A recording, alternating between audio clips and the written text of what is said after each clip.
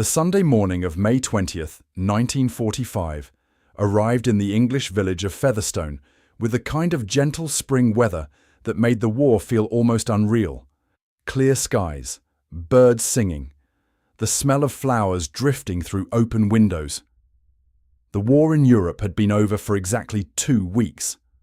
Church bells were ringing across Britain for the first time in 6 years, no longer silenced by blackout regulations and the fear of giving navigation aids to German bombers.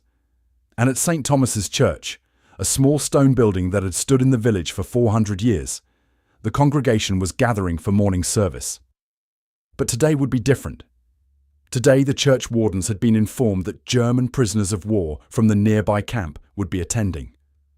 23 German soldiers, guarded by British servicemen, and sitting in the same pews where British families had prayed for sons and husbands fighting against Germany. The reaction when it came would stun everyone present. Not because of what the Germans did, but because of what the British congregation did in response. And the moment that followed would be talked about in Featherstone for generations, becoming a story about forgiveness that nobody quite knew how to categorize as either profound reconciliation or dangerous naivety. If you want to understand how the end of war creates moral situations that victory narratives can't quite handle, make sure you subscribe, because this story about German POWs in a British church reveals how human gestures can transcend politics and why some acts of grace are more controversial than acts of violence. Let me take you back to May 1945. The war in Europe is over. Germany has surrendered. British soldiers are coming home. But across Britain, there are still over 400,000 German POWs in camps, waiting to be repatriated. They're working on farms, in forestry, doing labour that addresses Britain's massive manpower shortage. The camps follow Geneva Convention protocols: adequate food, basic housing, medical care, supervised work. By POW standards, especially compared to camps in the Soviet Union, conditions are humane. But these are still the enemy. Still the men who fought against Britain, and British communities hosting the camps have complicated feelings about their presence. Camp 174 near Featherstone holds about 200 German POWs. Most are Wehrmacht soldiers captured in France and Germany during the final campaigns. Some have been prisoners since 1944, others only weeks. They're young, early 20s mostly, a few older NCOs, none of them fanatics or war criminals, just conscripts who got drafted and ended up on the losing side. The camp commandant is a British major named William Hartley, a veteran of North Africa who understands that the war being over means treating prisoners as humans rather than as active enemies. In mid-May 1945, Hartley receives guidance from higher command about integrating POWs into local communities as part of re-education efforts. The idea is that exposing German soldiers to British civilian life, showing them democracy, normalcy, peaceful society, will help deprogram Nazi ideology and prepare them for return to Germany as non-threatening citizens. One suggestion in the guidance is allowing POWs to attend religious services. Not mandatory, but optional for those who want to attend. The rationale is that Christianity transcends nationalism, that shared faith can help rebuild bridges between former enemies. Hartley is skeptical. He knows his POWs are mostly Catholic or Lutheran, that attending an Anglican service might feel foreign to them. And more importantly, he knows the British community might react badly. These villagers lost sons and husbands fighting Germans. Asking them to share church pews with the enemy might be too much too soon. But the guidance is clear. If POWs request to attend services, and if local churches agree, the camp should facilitate it. So Hartley approaches Reverend Thomas Whitmore, the vicar of St. Thomas's Church. Whitmore is 52 years old, served as a chaplain in World War I, lost his own son at Dunkirk in 1940. He's exactly the kind of person who might reject the request outright. But Whitmore surprises Hartley. He agrees. His reasoning, as he explains to the church wardens, is that Christ's message was about forgiveness and reconciliation. That if the church isn't willing to welcome former enemies now that the shooting has stopped, then what was the point of claiming moral superiority over Nazi ideology during the war? Not everyone in the congregation agrees. When Whitmore announces that German POWs will attend the May 20th service, several families are outraged. One woman whose husband died in North Africa refuses to attend. Another family walks out of the planning meeting, but Whitmore holds firm. The Germans will attend. They'll sit in the back pews, guarded by British soldiers. They'll participate in the service as observers. And the congregation will behave with Christian charity, or they can explain to God why they couldn't manage basic civility. May 20th arrives. The German POWs selected to attend are volunteers, 23 men who've requested to go to church. They're nervous. They know they're entering hostile territory. British guards escort them from the camp to the church, a 2-mile walk through the village. Villagers watch from windows. Some stare with hostility, others with curiosity. The Germans keep their eyes down, don't speak, just follow the guards into the church and take their seats in the back pews as instructed. The congregation files in. About 80 people, families, elderly couples, a few veterans wearing their service medals. The atmosphere is tense. People are hyper-aware of the Germans sitting behind them. A few turn to stare. Most avoid looking directly at them. The church wardens have arranged the seating so there's physical separation. British families in the front, 2/3 of the church. Germans in the back. Guards stationed along the aisles. Reverend Whitmore begins the service. Standard Anglican liturgy. Opening hymn, prayers, scripture reading.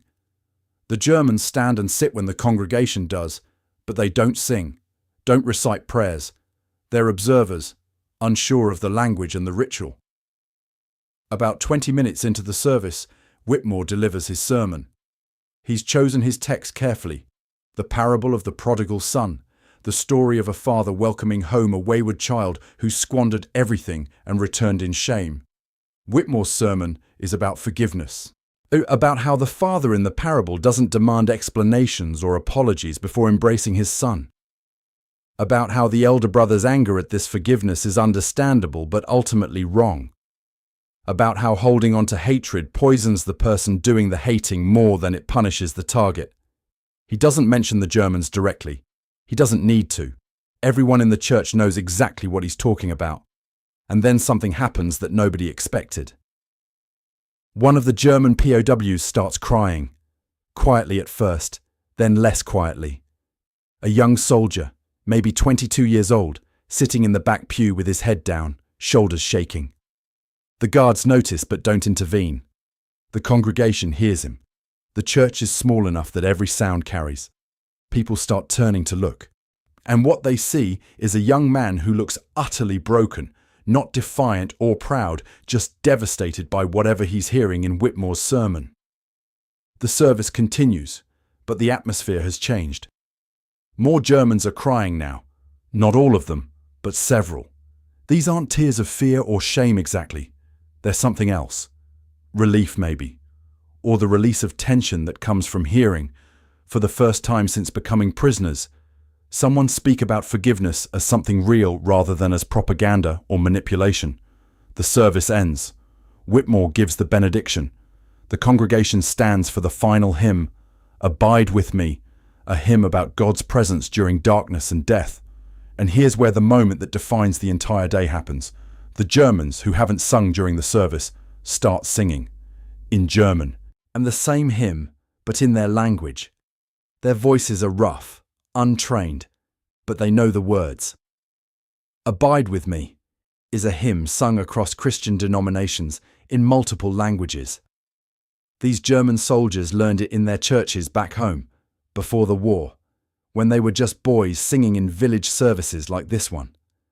The British congregation hears them, and instead of being offended or angry, something else happens. People start crying. Not everyone. Some remain stone-faced. Some walk out. But many people, including families who lost sons in the war, start crying. Because the sound of German soldiers singing a Christian hymn in the same church where British families have been praying for victory over Germany is so jarring, so unexpected, so human, that it breaks through the categories everyone has built to make sense of the war. Now, after the service, the Germans are escorted back to camp. No one speaks to them. The congregation files out quietly. But in the following days, the reaction in Featherstone is intense. Some people support what happened, saying it was Christian charity in action, exactly what the church is supposed to do. Others are furious, calling it a betrayal of the British soldiers who died fighting Germany, saying that Whitmore staged propaganda for the enemy. The local newspaper covers the story. Other newspapers pick it up. It becomes a national conversation about forgiveness, about whether former enemies deserve grace, about what obligations the living owe to the dead. Some clergy praise Whitmore for demonstrating genuine Christian values. Others condemn him for being naive about Nazi evil. The bishop of the diocese visits Featherstone to assess the situation, speaks with Whitmore, reviews what happened, and ultimately supports the decision while acknowledging the controversy. The German POWs continue attending services. Over the following months, as repatriation begins and the camp population decreases, the Sunday services become less controversial. The community gets used to seeing German prisoners in church. Some British families even begin speaking to them briefly after services. Simple exchanges, nothing deep, but acknowledgement of shared humanity. One of the Germans who cried during that first service, his name was Klaus Müller, later identified through Red Cross records, returns to Germany in late 1945. In the 1960s, he writes a letter to Reverend Whitmore describing that Sunday as one of the most important moments of his life. He explains that he'd been raised Christian but had lost his faith during the war, seeing the things he'd seen, doing the things he'd done. But hearing that sermon about forgiveness, and then singing "Abide with Me" in a church full of people who had every reason to hate him, made him believe again that grace was real. The letter thanks Whitmore for treating him like a human when he felt like he'd become something else. Whitmore keeps the letter until his death in 1973. It's found among his papers and donated to the local historical society. Today it's in a small museum in Featherstone, part of an exhibit about the war and its aftermath. The story of German POWs stunning a British congregation became local legend, and told different ways by different people. Some emphasize the Germans crying, framing it as enemy soldiers confronting their guilt. Others emphasize the British families crying, framing it as victims finding the strength to forgive. The truth is messier. It was both and neither, a moment when the categories that make war comprehensible broke down and people encountered each other as humans first. This wasn't reconciliation in any formal sense. The British families didn't forgive Germany. The German soldiers didn't apologize for the war. What happened was smaller and stranger. A moment in a village church where people on both sides of a conflict that had killed millions briefly saw past the labels and recognized shared grief, shared faith, shared humanity. And perhaps that's the real significance. Not that forgiveness happened, but that a space was created where it could begin to become imaginable. Where former enemies could cry together, sing together, and leave wondering if the categories that divided them were as absolute as they'd believed.